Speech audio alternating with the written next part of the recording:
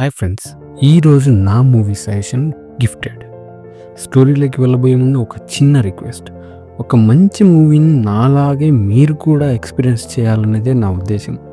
ఎక్కడైనా తప్పుంటే correct me with your valuable comments. అలాగే వీడియో నచ్చితే లైక్ చేసి షేర్ చేయండి. ఇలాంటి మరిన్ని వీడియోస్ కోసం ప్లీజ్ సబ్స్క్రైబ్.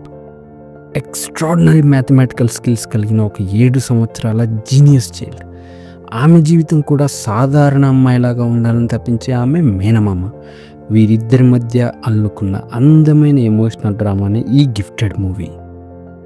బోట్ మెకానిక్ అయిన మామయ్యతో ఉంటూ తన ఎక్స్ట్రాడినరీ టాలెంట్తో స్కూల్ టీచర్స్ని అప్పుడప్పుడు షాక్లకి గురి చేస్తూ నార్మల్ లైఫ్ని గడుపుతున్న మేరీ జీవితంలోకి మేరీ అమ్మమ్మ, అదే హీరో ఫ్రాంక్ మదర్ రావడంతో కథ మారిపోతుంది.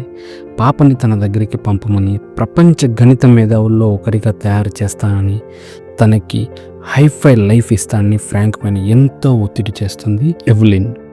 అయితే ఎవ్లిన్ ఎన్ని చెప్పినా ఫ్రాంక్ వినకుండా పాప ఒక నార్మల్ చైల్డ్ లాగే పెరగాలని కోరుకుంటాడు.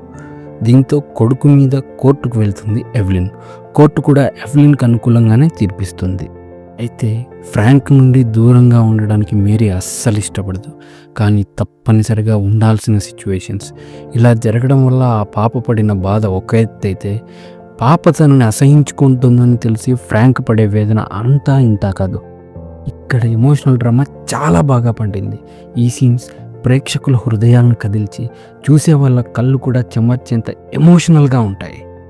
ఈలోపు ముసలిది పాపని చూసుకుంటున్న వాళ్ళని తన వైపు లాక్కొని పాపని తనకి అనుకూలంగా మార్చుకోవాలని ట్రై చేస్తున్న నిజం ఫ్రాంక్కి తెలుస్తుంది.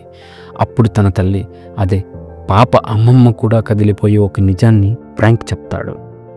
ఇంతకీ ఏంటా నిజం? పాప తల్లి ఎవరు? అసలు ఫ్రాంక్ తన సిస్టర్కి ఇచ్చిన మాట ఏంటి?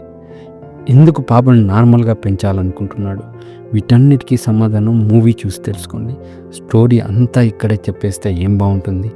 కళ్ళు చెమ్మగిల్లే ఈ ఎమోషనల్ డ్రామాని నెట్ఫ్లిక్స్లో చూసి మీరు కూడా మంచి ఫీల్ పొందండి.